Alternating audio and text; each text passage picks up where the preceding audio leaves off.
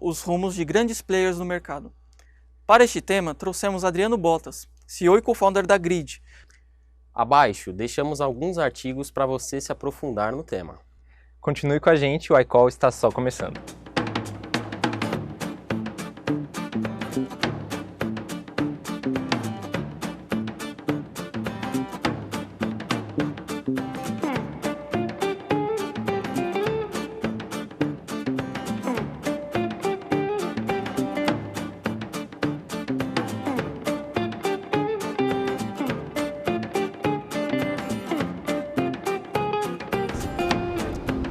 Bom, hoje a gente está aqui com o Adriano Bottas. Bottas, muito obrigado aqui Eu que agradeço. pela sua participação, tá? O Bottas, que é CEO da Grid.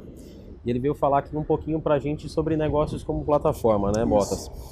A primeira pergunta é a seguinte: qual que é o contexto de negócio como plataforma e como isso se insere no nosso contexto atualmente? Excelente.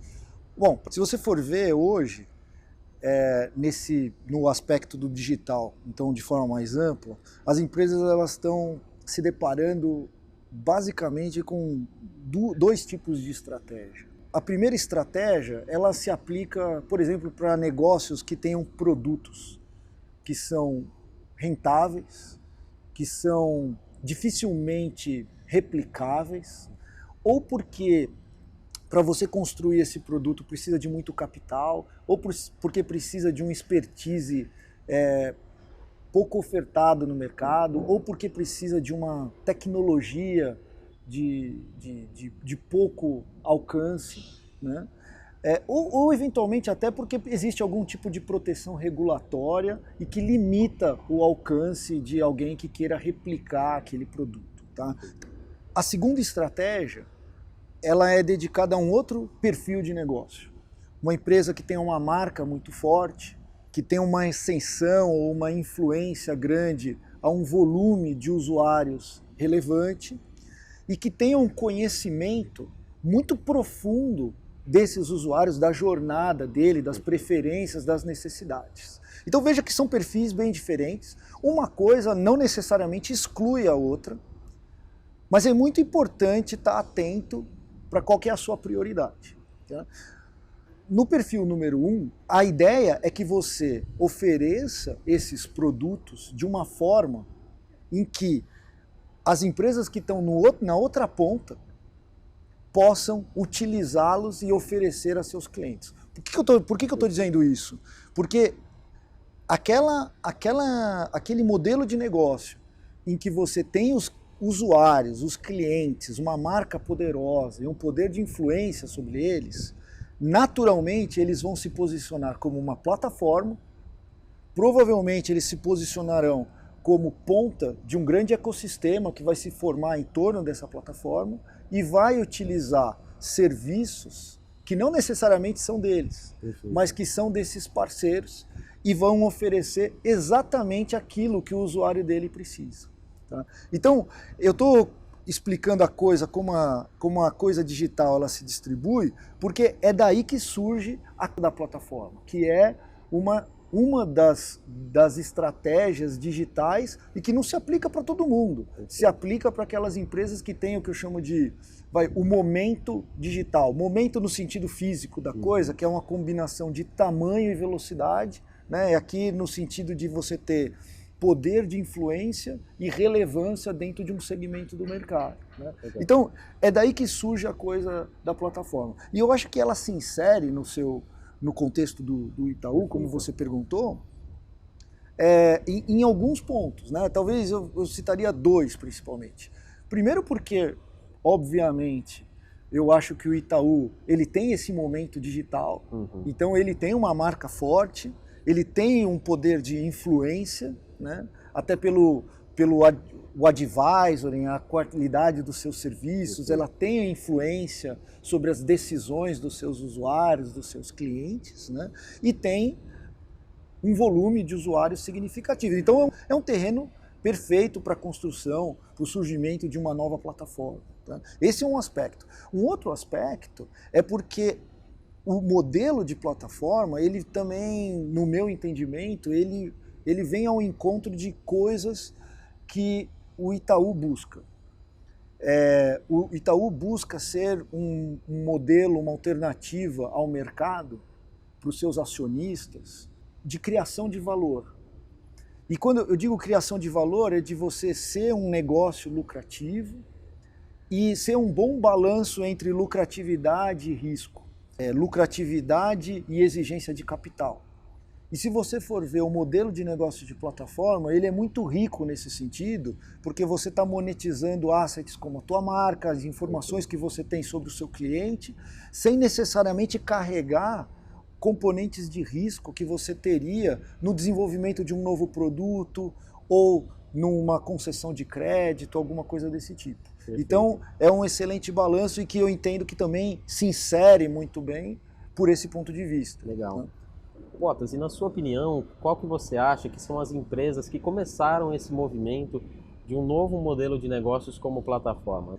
Tá, eu acho que a plataforma ela é um produto de uma evolução. Eu não sei se eu conseguiria, então, diante disso, apontar exatamente quem começou. Perfeito. Porque ele é um processo evolutivo de uma série de entendimentos de para onde as aplicações, os apps, os sites, eles iriam.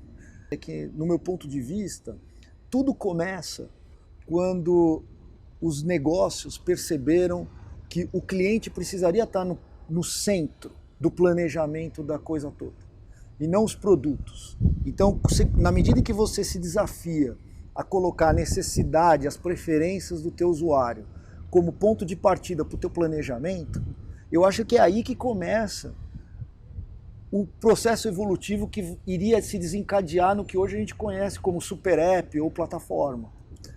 Por quê? Você começa a se desafiar num primeiro instante, começar a ofertar para o seu cliente os seus produtos que ele realmente precisa e não oferece aqueles que ele não precisa, e num segundo instante, você acaba oferecendo serviços ou produtos que são prioridades para eles, e eventualmente esses produtos nem são seus. Na verdade, você está servindo como um correspondente, um curador de uma série de serviços que fazem parte do teu ecossistema, e você está sendo simplesmente o canal de distribuição dessas facilidades para o teu usuário.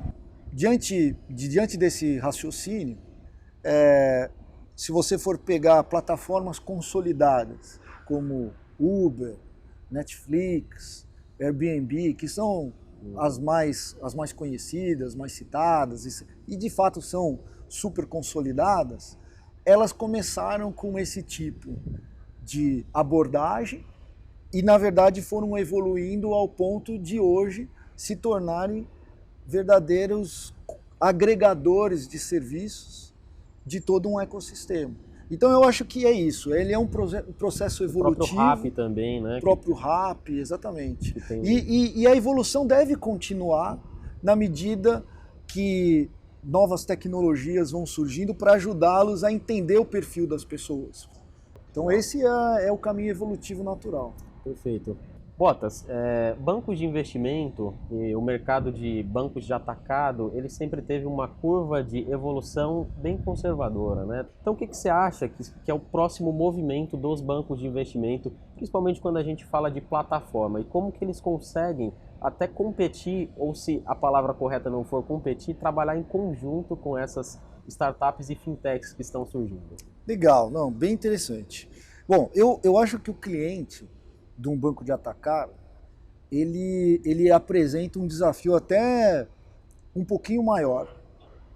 O cliente do atacado, ele traz um tempero adicional que ele naturalmente ele tem alternativas de banco. Então, diferente de uma pessoa física, no varejo, por exemplo, que ainda que você cometa uma pequena falha, cause uma pequena insatisfação, provavelmente ele continuará com o teu relacionamento com a sua instituição financeira. Um banco de atacado é muito mais sensível a isso. Então, traz uma dificuldade, um desafio um pouco mais acentuado nesse sentido. Tá? Imagina um porto grande, como o Porto de Santos, por exemplo. O porto, ele, como você deve imaginar, ele é um ecossistema super complexo. ele tem os navios, ele tem os caminhões, trem, carga, armazém. Ali gera negócios em torno de seguros, câmbio, crédito, serviços do governo, despachos, uma série de coisas. Então é onde você tem diferentes atores com diferentes necessidades e uma série de um mar de oportunidades para instituições financeiras de diversos nichos. Então imagine que alguma empresa, eventualmente um banco de atacado, se posicione como núcleo desse ecossistema. Como é que funcionaria uma plataforma para agregar esse ecossistema todo? Teria que ser uma plataforma que entendesse a jornada de cada um desses atores. Fosse um especialista em cada uma dessas necessidades, do navio, do caminhoneiro, do trem, do seguro, do crédito, dos despachos, do armazém, da carga, da dinâmica toda desse negócio. Você teria um volume de informação muito grande circulando nesse núcleo dessa plataforma. Teria que fazer parte do modelo de negócio dessa plataforma, monetizar essa informação, inclusive. E esse banco, que seria o núcleo desse ecossistema, ele venderia os seus produtos e produtos dos seus parceiros, componentes desse ecossistema, embarcadas nas jornadas de cada um desses atores. Esse é um exemplo, óbvio, hipotético, mas que poderia se tornar realidade. E o núcleo desse ecossistema poderia muito bem ser um banco de atacado. Para cada ecossistema complexo, como esse, onde você tem uma diversidade de negócios, um volume grande de informação, diferentes atores com diferentes necessidades, é uma oportunidade para a criação de uma plataforma e eventualmente liderada por um banco de atacado. Então existe uma mudança na forma de conceber o negócio. Se você se dispõe a ser uma plataforma, porque você tem que criar quase que do avesso. Porque se aquele ator precisa de algo que eventualmente nem é um produto financeiro, você tem que priorizar a oferta daquilo que ele precisa e embarcar eventualmente os seus produtos naquela jornada. Então é assim que se desenha uma plataforma, mas tem várias oportunidades no mercado.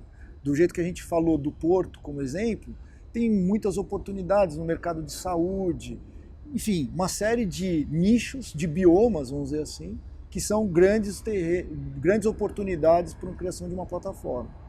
Outro movimento que a gente tem visto também, Bottas, um movimento interessante, é dos bancos e o relacionamento com fintechs e startups em geral, né? Isso. Percebendo que a gente não pode ganhar em todos os sentidos, em todos os setores, ali os microsetores, os bancos preferiram então fazer um movimento ali de relacionamento, de parceria com startups, né?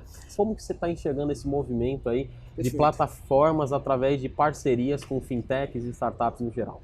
Bom, pelo próprio conceito que eu comentei antes contigo, de que existe uma estratégia que se aplicaria para alguns modelos de negócio e não para outros, que é a plataforma, e por outro lado, uma outra estratégia que estaria focado para aqueles que têm justamente os produtos, as features, para serem embarcadas em diversas plataformas. São opções diferentes que se aplicam para modelos de negócios diferentes. Então, do mesmo jeito que você, com o tempo, vai identificar bancos que querem se posicionar como plataforma, dado aquele momento digital, marca, volume de usuários, influência, você vai ver bancos que se posicionando como provedores de features, de produtos para serem embarcados em plataformas. Com as fintechs é a mesma coisa. Você vai encontrar startups, fintechs, que estão se posicionando como provedores de features e algumas que estão se posicionando como núcleos de ecossistemas. Então tem fintechs dos dois lados.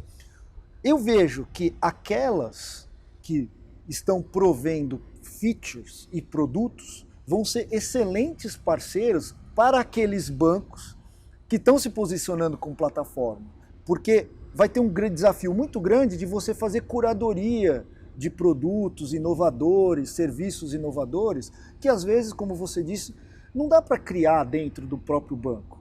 A inovação às vezes está acontecendo fora do banco e você precisa poder ter a alternativa de fazer essa curadoria com a ajuda de um ecossistema de startups.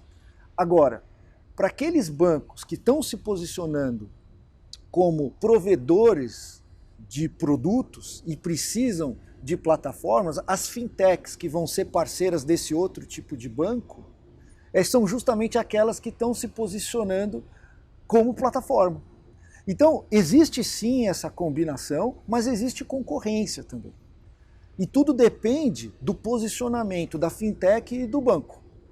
Então vai haver concorrência. Uma coisa que eu queria só observar nesse sentido, da coisa das startups, das novas plataformas e tudo, é observar que hoje a gente tem vivido num momento onde existe uma abundância de capital muito grande no mercado. A gente está num momento de liquidez, ou talvez sem precedentes. E o efeito anômalo dessa situação é que existem algumas plataformas como Uber, Netflix, WeWork, eles têm uma oferta muito grande de investimento, de forma que o modelo de negócio dessas empresas não tenham um compromisso com a lucratividade no médio prazo. E eu estou justamente pontuando essa situação porque na medida em que um banco que tem compromisso com o retorno dos investimentos de seus acionistas se dispõe a concorrer como uma plataforma diante de outras plataformas que têm esse modelo de negócio, cria uma situação, no mínimo, de você repensar a forma como você prioriza investimentos, como você cria expectativas de retorno, porque você vai estar se igualando no mesmo território em modelos de negócio que não têm esse compromisso. Então, esse é mais um desafio importante quando a gente traz as fintechs, essas startups ou essas novas plataformas para a discussão. Legal, muito bom. Uma pergunta final, Bottas. Olhando no lado do cliente final, né, principalmente do cliente do atacado, o que você acha que eles podem esperar com novos modelos de negócios como plataforma, né? O que o nosso cliente do atacado pode esperar desse novo movimento que a gente está vivendo? Quando a gente fala atacado, a gente tem muitos segmentos de indústria e de layers, né, de tamanhos de empresa. Eu acho que pode ter algumas respostas. Mas eu acho que, de forma geral, o conceito é de uma expectativa de que exista uma abordagem mais ampla das suas necessidades num lugar só, como se fosse um canivete suíço das necessidades. E como você deve imaginar, o canivete suíço ele não vai ser um apanhado de produtos financeiros. Eles são um apanhado de produtos financeiros e não financeiros, e o conjunto dessas coisas, a curadoria dessas coisas vai depender de um olhar especialista em um segmento, numa indústria, que é o tipo de especialista que provavelmente exista dentro do Itaú. Bom, estivemos aqui hoje com Adriano Bottas, CEO da Grid. Bottas, muito obrigado pela sua participação aqui, elucidou bastante nossas questões aqui sobre negócios como plataformas. Foi um prazer ter você aqui com a gente. Prazer foi meu. Obrigado. Esse foi mais um iCall, espero que vocês tenham gostado. Ficamos por aqui e até a próxima edição.